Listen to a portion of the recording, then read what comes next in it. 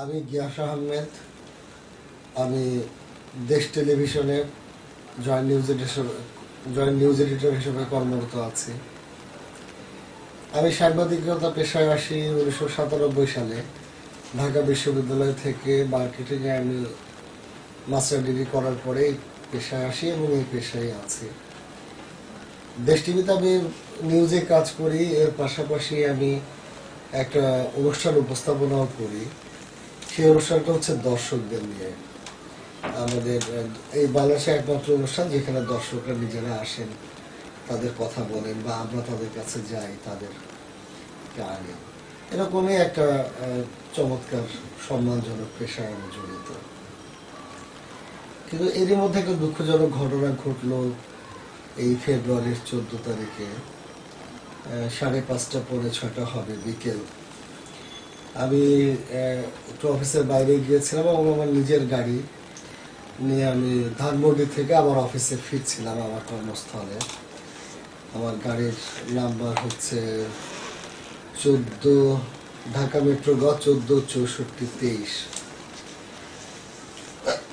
আমি যখন ধানমন্ডি থেকে বসুন্ধরা সিটির সামনে দিয়ে আসছিলাম, এটা সার্ক ফোয়ারা বলে আর কি, কারণ বাজারের মোড়টা। তো ওখানে অনেকক্ষণ গাড়ি আটকে ছিল, প্রায় 1 ঘন্টা 1 ঘন্টা হবে, এবং লোকজন খুব ক্ষিপ্ত হচ্ছিল, কারণ সিগন্যালটা আর ছাড়ছিল না পুলিশ। তো 1 ঘন্টা 1 ঘন্টা একটা জায়গায় থাকা এবং চারিদিক থেকে খুব হর্ন বাজাচ্ছিল অন্যান্য গাড়ি, লোকজন বকাবাজিও করছিল। তো প্রায় 1 ঘন্টা পরে যখন গাড়িটা ছাড়ে, আমার গাড়িটা যখন পাস করছিল, তখন আমি স্লোলি যাচ্ছিল গাড়িটা। তো আমি কর্তব্যরত পুলিশ, ট্রাফিক পুলিশকে আমি গাড়ির গ্লাস নামিয়ে জিজ্ঞেস করলাম যে, ভাই এই যে এতক্ষণ আটকে রাখেন, মানুষজন বকাবাজি করে, এরা যারা যায় তারাও তো মানুষ, একটু একটু করে ছেড়ে দিলেও তো মানুষগুলো যেতে পারে। এটা বলার আমার একটা উদ্দেশ্য ছিল, এটা হলো যে আমরা যারা বিভিন্ন সংবাদ মাধ্যমে কাজ করি, কোথাও কোনো রকম মানে একটু অন্যরকম ঘটনা ঘটলে আমরা সেটাকে একটু খোঁজ দেওয়ার চেষ্টা করি এবং অফিসকে জানাই। যেমন ধরেন যে এই যে দীর্ঘ যানজট, এর কারণটা কি, যদি আমাকে সে সুন্দরভাবে বলতো, আমি অফিসকে বলতে পারতাম যে হ্যাঁ, এই ওয়ার্ল্ড কাপ ক্রিকেটের জন্য বা অন্য কোনো কারণে ঢাকায় যানজটটা বেড়েছে, এই লাইনটা বন্ধ। এটা দেখবেন যে ইদানিং রেডিওতেও ঢাকার কোন পথে কতটা যানজট বলে, এবং আমাদের কাজই তাই, আমরা যে যেখানেই থাকি আমরা আপডেটটা অফিসকে জানানোর চেষ্টা করি। আমার উদ্দেশ্য তাই ছিল যে কারণেই এত লম্বা যানজট হয়েছে, সেটা পুলিশের গাফিলতির কারণেই হোক বা কোনো উদ্বুদ্ধ পরিস্থিতির কারণেই হোক, সেটা আমি আমার অফিসকে ইনফর্ম করবো। কিন্তু আমার দুর্ভাগ্য যে একজন পুলিশ কনস্টেবল আমাকে অকথ্য ভাষায় গালাগালি করতে শুরু করলো। আমি ওর নেম প্লেটের দিকে তাকিয়ে আমার এখন যেটা আমার মনে পড়ে সেটা হলো যে ওর নাম মোশাররফ। তো সে আমাকে খুবই সেপাই, আমি পরে শুনেছি যে সে একজন সেপাই এবং মোশাররফ নাম আর কি। তো সে আমাকে লাঠি উঁচিয়ে অকথ্য ভাষায় গালাগালি করে। মানে আমি কেন জিজ্ঞেস করলাম, আমার জিজ্ঞেস করার কোনো রাইটও নাই, কিন্তু আমার গাড়িতে কিন্তু দেশ টিভি লেখা ছিল, যদি আমার প্রাইভেট কার। হ্যাঁ, তো যাই হোক, তো সে এবং আমাকে চট দেখায় এবং লাঠি নিয়ে আমাকে মারার একটা ই করে, এবং একটা সময় বলে তুই নাম। আমি একজন সাংবাদিক এবং আমি প্রায় 14 বছরের উপরে এই পেশায় জড়িত, আমার তো একটা আত্মসম্মান বোধ আছে। তাই জন্য ট্রাফিক পুলিশ কনস্টেবলকে আমি জিজ্ঞেস করলাম ভদ্রভাবে, সে তুই নাম, আমাকে মারবে। তা আমিও নামলাম। এই ঘটনাটাকে আমি নেমে আমি জিজ্ঞেস করলাম যে আপনি এরকম ভাবে ব্যবহার করছেন কেন আমার সাথে। তখন সে আমাকে বাড়ি দিতে আসলো এবং লাঠি দিয়ে সে আমাকে বাড়ি দিতে আসলো, এবং আমি বললাম যে ভাই বাড়ি দিয়ে না, আমি সাংবাদিক, আমি পরিচয় দিলাম। এটা বলতেই সে চিৎকার করে তার আরো কিছু লোকজন ডাকলো। তখন 2জন পুলিশ সার্জেন্ট এবং আরো কিছু পুলিশ কনস্টেবল হবে হয়তো, আমি তো সবাইকে এভাবে চিনতে পারবো না, আর সিভিল ড্রেসের 2জন লোক, এরা এসে আমাকে বেধড়ক পিটাইতে শুরু করলো, ঘুষি দিতে শুরু করলো। একজন কলার ধরলো, একজন বেল্ট ধরলো এবং আবার ঘুষি দিয়ে আবার এরপর আমি তো বুঝতে পারি না, আমার চশমা ছিল, আমি বাইফোকাল চশমা ব্যবহার করি। তো আমি কি মনে করে আমি জানি না, আমি তো খুবই হতভম্ব হয়ে গেছি। আমি চশমাটা খুলে হাতে নিলাম এবং একসঙ্গে তাকায় দেখলাম যে আমার চশমাটা অর্ধেক ভাঙা। তখন আমি এটা ফেলে দিলাম যে এটা তার হাতে দিয়ে কোনো লাভ নেই। ওরা আমাকে মারতে মারতে এখানে একটা পুলিশ বক্স আছে, তো ওটার মধ্যে নিয়ে গেল। এবং আমার খুব কষ্ট লাগছিল, কারণ আমি এর আগে প্রথম আলোতে কাজ করেছি কারণ বাজারে 6 বছর। পুলিশ বক্সটা মানে যে ঘটনা যেখানে ঘটছে ঠিক কোনাতেই হচ্ছে ইটিভি, আমি ওখানেও 2 বছর কাজ করেছি। আমার দুঃখ লাগছিল যে এই জায়গাটা আমার প্রায় 8-9 বছরের চেনা, সেই জায়গাতে আমাকে এরকম রাস্তায় পিটাচ্ছে একটা লোক, আমার আগে আসছে না আমাকে হেল্প করতে, বা আমার একজন কলিগও যদি দেখে, পুরোনো কলিগ দেখে, তাও আমাকে হেল্প করবে, সে আশারও কিন্তু চারদিকে তাকাচ্ছিল আমাকে। কিন্তু ভেরি আনফর্চুনেট যে সেই সময় আমার পরিচিত কেউ ছিল না। তখন তাহলে হয়তো নিশ্চয়ই কোনো না কোনো সাংবাদিক আগে আসতেন, বা সেই এনটিভির অফিস, ওখানে আমার অনেক বন্ধু আছে, আর টিভিতে আমার কিছু ফ্রেন্ড আছে, সবই তো একটা মিডিয়া পাড়ার মতো। এটা আমার হয়তো দুর্ভাগ্য যে সময় আমি কিন্তু খুব খুঁজছিলাম যে কেউ এসে একদম তো দেখুক, দেখলাম তো আমাকে চিনবে, এবং কারণ আমি দীর্ঘদিন এই পেশায় আছে, আর তো কিছু করি নেই, সাংবাদিকতা ছাড়া তো কিছুই আমার করার নেই। তো তখন আমি বুঝি না যে আমার এই দিকটা এরকম ফুলে টুলে গেছে, কারণ আমার মুখটা আমি দেখতে পাচ্ছিলাম না। আর আমার ওই ওরা তখনও ধরে রাখছে কেউ খুবই অসম্মানজনক ভাবে। তো ওই বাক্সটার মধ্যে যখন নিয়ে গেল আমাকে মারতে মারতে, ওর মধ্যে পুলিশরা ওই মোশাররফ, তারপরে একজনের নাম হচ্ছে আশরাফুল সার্জেন্ট, একজনের নাম হচ্ছে Baten, M A Baten, O sergeant, আরো কয়েকজন, সবার নাম জানি না, 2 জন ছিল সিভিল ড্রেসে। ওরা পরে পরিচয় যে তারা পুলিশের সোর্স, তারা অনেক বছর ধরে এখানে আছে, এরকম সাংবাদিক অনেক দেখেছে। তখন আমি বুঝলাম যে এরা পুলিশের সোর্স। ওখানে গিয়ে আমি আমার পরিচয় দিলাম আরেকবার, তারা এটা পাত্তা দিল না। তখন আমি ফোন করার চেষ্টা করলাম আমার অফিসকে, অন্তত যে আমাকে উদ্ধার করুক। আমি ফোনটা জাস্ট ডায়াল করেছি, তখনই ওরা ফোনটা কেড়ে নিল, আমাকে কোনো যোগাযোগ করতে দিল না। আমি বারবার রিকোয়েস্ট করলাম যে ভাই ঠিক আছে, আমি তখন একটু মানে ভয়ও পেয়ে গেছি যে এতগুলো মানুষ একসাথে মারলে আমি তো পারবো না ওদের সাথে। কিন্তু আমার অফিসকে জানালে ওরা আমাকে উদ্ধার করবে। আমি বারবার রিকোয়েস্ট করছি, ভাই প্লিজ আমাকে একটু ইনফর্ম করতে দেন, আমার অপরাধ হলে সেটা দেখা যাবে, আপনি তো আপনাদের এখানে আসেন। ওরা কিছুই শুনলো না, ফোনটাও ফেরত দিল না। ওখানেও তারা আমাকে অকথ্য ভাষায় গালাগালি করলো, মানে ভীষণ আর কি, যে এরকম সাংবাদিক পিটাইলে কিছু হয় না, অনেক সাংবাদিক পিটাইছি। ওরা অশ্লীল কথাবার্তা, সবকিছু আমি উচ্চারণও করতে পারবো না, মানে এটা কোনো ভদ্রলোক বলতে পারে না। তারপরে একজন পুলিশ অফিসার আসলো, তার নেম প্লেট ছিল না। আমি বারবার তাকাচ্ছিলাম, একটু বয়স্ক একজন লোক। তো ওই লোকটা এসে আমাকে ধরলো এবং থানায় চল, থানায় চল, তোরে বুঝাচ্ছি কত বড়, তুই কি ডিপ জলের চেয়ে বড় নাকি।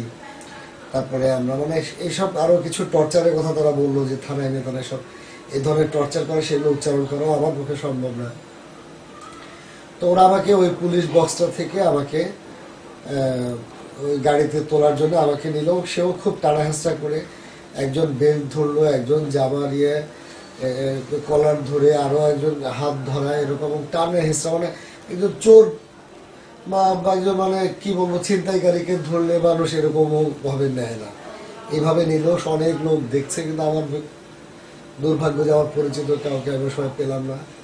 তো আমাকে নিতে নিতে আমার পিছন দিক থেকে আমার পায়ে প্রচন্ড ভাবে পিটাচ্ছিল আর কি। সেটা আমি দেখি নাই যে কে পিটাইলো, মানে ওদেরই লোক।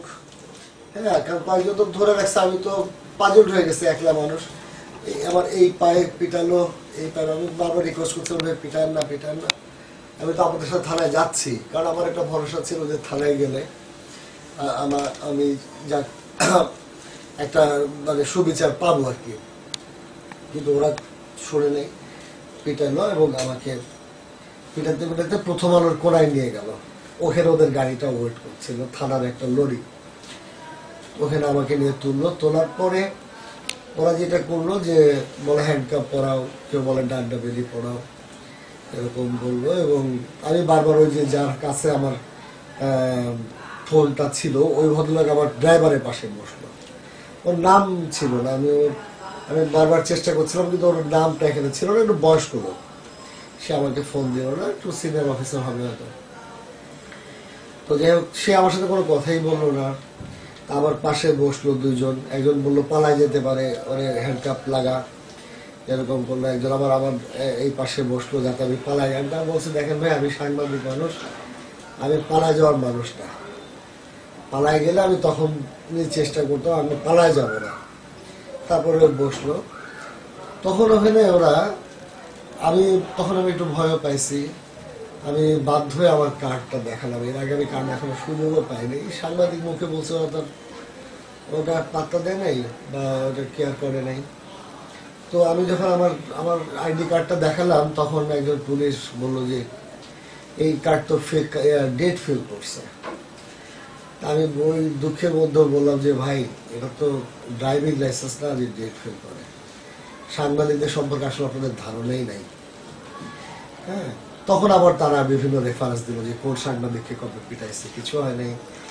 হ্যাঁ, যেমন ওই কালের কণ্ঠের অমিতোষ, তারপরে আরো কয়েকজনের নাম এই মুহূর্তে আমার মনে নাই। হ্যাঁ, তো আরো তো যাই দিনের একজন সাংবাদিকের নাম বললে এই মুহূর্তে আমি নামটা মনে করতে পারছি না। এদের পিটাইছি, কিছু হয় নাই, সাংবাদিক পিটাইলে কিছু হয় না। এই ক্রেডিটটা ওরা খুব নিচ্ছিল, যেটা আমার জন্য খুব কষ্টদায়ক, পীড়াদায়ক ছিল আর কি। যে মানে আমি আমার শরীরের কষ্টের চেয়ে ওটা তখন, এবং এত অসম্মানজনক। তারপরে গাড়িটা চলতে শুরু করলো, আমাকে নিয়ে ওরা তেজগাঁ থানায় যাবে। এর মধ্যে হঠাৎ করে একজন বলল যে এর কাছে আর্মস আছে, চেক কর। তখন আমার সারা গায়ে, আমি বললাম ভাই, আমি সাংবাদিক, আমার কাছে আর্মস থাকবে? বলে তোর কাছে আর্মস আছে, আর্মস কাছে ফাঁসাই দেবো, 44 বছর জেল হবে, তুই তো ছুটতে পারবি না। এই বলে আমার একবার এই পকেটে হাত দেয়, একবার এই পকেটে হাত দেয়। এগুলো খুবই অসম্মানজনক। এগুলো বোঝানো যায় না। বলস শুটিং এর কষ্ট আছে, এই কষ্টগুলো এগুলো আসলে বোঝানো যাবে না। মানে আমি কার্ড দেখানোর পরেও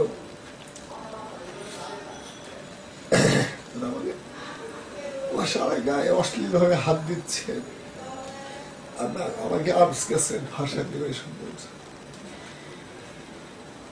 তারপরে এইভাবে আমাকে নিয়ে গেল তেজগাঁ থানায়। ওখানে টাকা হিসাব করে নামাইলো। যে ডিউটি অফিসার ছিল, আমি তাকে কি আমি হঠাৎ করে আমার মনে হলো যে আমার ভিজিটিং কার্ড থাকতে পারে, মানে আমি আইডি কার্ডটা হাতছাড়া করতে চাইনি। আইডি কার্ড এটা যদি ওরা নিয়ে যায়, তাহলে আমি জানি না আমার কপালে আরো কত দুর্ভোগ হবে। কারণ আইডি কার্ড দেখানোর পরে পাত্তা দেয়নি, আর এটা চলে গেলে তো আমি নিজেকে প্রমাণই করতে পারবো না যে আমি কি পেশায় আছি, কি করি। ও, এটা ভুলে গেলাম। ওরা তখন আমাকে বললো যে তুমি যে সাংবাদিক, এটা তো বুঝি নাই। এটা গাড়িতে মানে এসে যাওয়ার আগে আর কি, ওই আর্মস টার্মস খুঁজতেছিল, যখন কিছু পেলো না তখন বলো যে তুমি, এটা হাস্যকর একটা কথা বলো যে তুমি যে সাংবাদিক এটা বুঝি নাই, আমাদের তো লোকজন বলছে তুমি হকার, এই জন্য তোমাকে পিটাইছে। আছে ভাই, হকার হইলো মানুষ এভাবে পিটায়? আর ধরা গেল মানুষ যদি বলতো যে এই লোকটা ছিনতাই গেলে, তাহলে কি আপনারা আমার ওখানে পিটায় মেরে ফেলতেন? এটা তো কোনো আইন হইতে পারে না, এটা কোনো বিচার হইতে পারে না। যাই হোক, থানায় আমাকে নিয়ে গেল। নিয়ে যাওয়ার পরে আমি ডিউটি অফিসারকে, ওই নামটা মনে করতে পারছি না এই মুহূর্তে, কার্ডটা ইয়েতে ছিল। তা তখন আমার মনে হয় যে আমার ভিজিটিং কার্ড থাকতে পারে। আমি 2টা ভিজিটিং কার্ড আমার পকেটে পেলাম। আমার বিজনেস কার্ড আমি ওনাকে দিলাম। দেওয়ার পরে উনি খানিকটা সম্মান আমাকে করলেন। এই প্রথম আমাকে বলেন যে আপনি বসেন। এর মধ্যে চারপাশ থেকে কিন্তু কমেন্টস হচ্ছে যে লকারে ঢোকা, হ্যান্ডকাপ দেয়। তো এই ভদ্রলোক আমাকে বসতে দিলেন কিছুক্ষণ, ঘন্টাখানেক বসলাম। আমার কিন্তু ফোন টোন নাই, আমি কাউকে যোগাযোগও করতে পারছি না। ইতিমধ্যে আমার ড্রাইভার সম্ভবত আমার ওয়াইফকে বা আমার বাসায় জানায় থাকবে, ওরা হয়তো ওখান থেকে আমার অফিসে বা আমার অন্যান্য কলিগদের হয়তো জানাইছে। আমি তো এটা বলতে পারবো না, আমি তো আসলে অনেকটা ডিসকানেক্ট সবকিছু থেকে। তো এরকম বসলো। আমি এর মধ্যে টের পেলাম যে 2-1 লোক আসছে, আমার ভাইটাইকে, ওদের হয়তো ঢুকতে দিচ্ছে না, ওষুধ হ্যাঁ দিচ্ছে না। আমি ঘন্টাখানেক বসেছিলাম, আর আমি তো মুখ দেখতে পাচ্ছিলাম না। এদিকটা ফুলে টুলে গেছে, খুবই মানে একদম চোখ বন্ধ হয়ে গেছে। ডাক্তার তো দেখতে পারি না, কিন্তু আমি কষ্ট পাচ্ছিলাম, পায়ের পেনটা বাড়ছিল। হঠাৎ করে এই বসে থাকা অবস্থাতেই ওরা আমাকে বলছিল যে মুসলেকা দেন, মুসলেকা দেন। মানে ওরা মুসলেকাটা কিসের? তো বললো যে মানে আপনি দোষ করছেন, আপনি মানে পুলিশের গায়ে হাত তুলছেন, এরকম একটা কিছু লিখলে ছেড়ে দিব, নাহলে তো আপনি এসে আবার নিউজ করে আমাদের ফাঁসা